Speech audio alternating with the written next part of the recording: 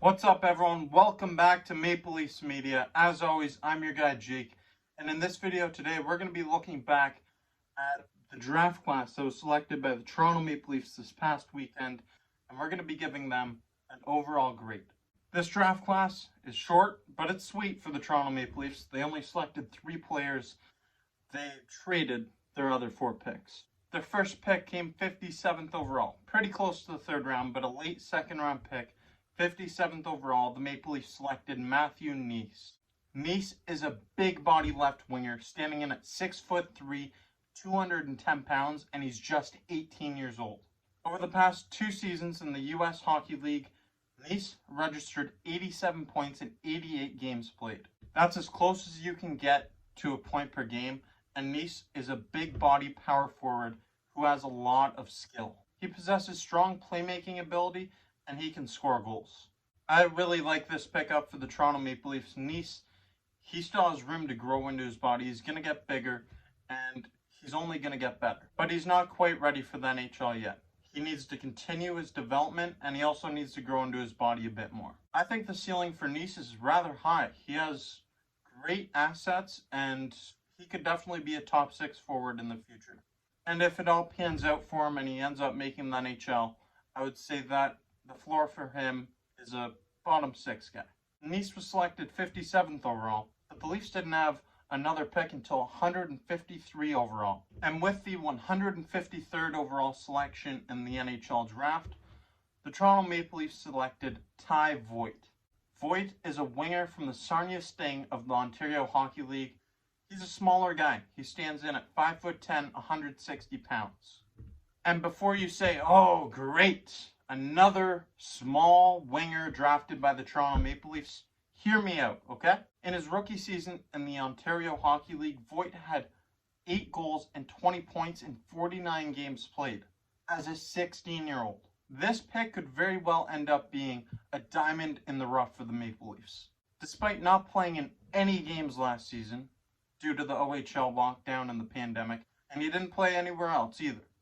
Despite all that, he was still ranked within the top 100 prospects for most big boards. Some scouts viewed him as a B-grade prospect, someone who could go in the 2nd or 3rd round, but there were some others who they viewed him as a question mark and said maybe a 5th or 6th later round pick.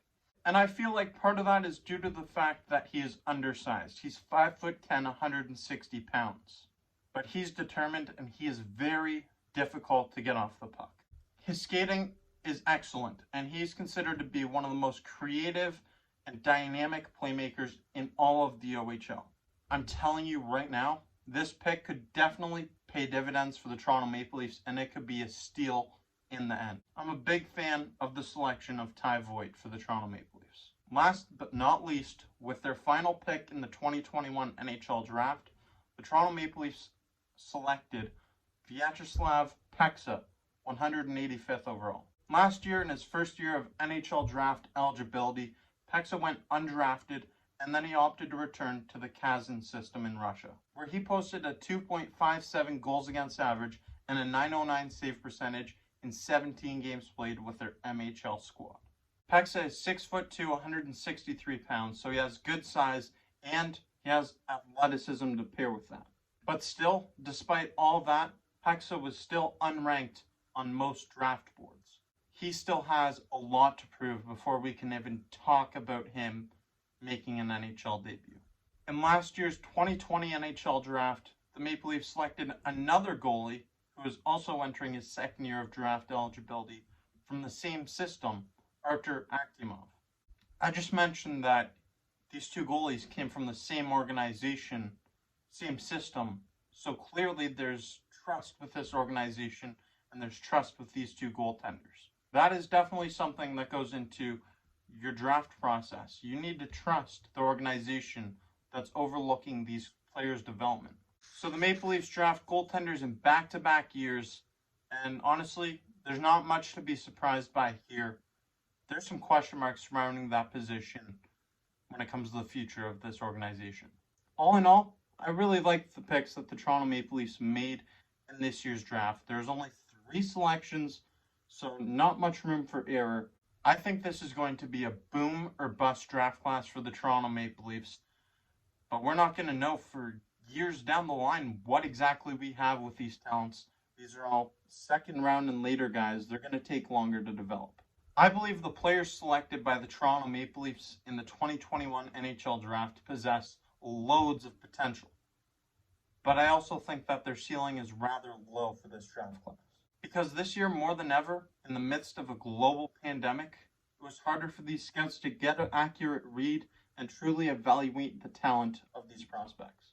And then you add on top of that the fact that the Toronto Maple Leafs only had 3 selections in this year's draft. None of them were in the first round either. So I'm looking at this draft class. You take a couple wingers and a goaltender. Okay, I like the picks that the Toronto Maple Leafs made. Now, if I was going to just evaluate their talent and the potential, I might give this a higher grade. But I also have to take into consideration that the Leafs only picked 3 times in this year's draft. They're missing 4 of those picks from this year's draft because they loaded up last season to make a deep playoff run, and we all know what happened. They got eliminated in the first round again.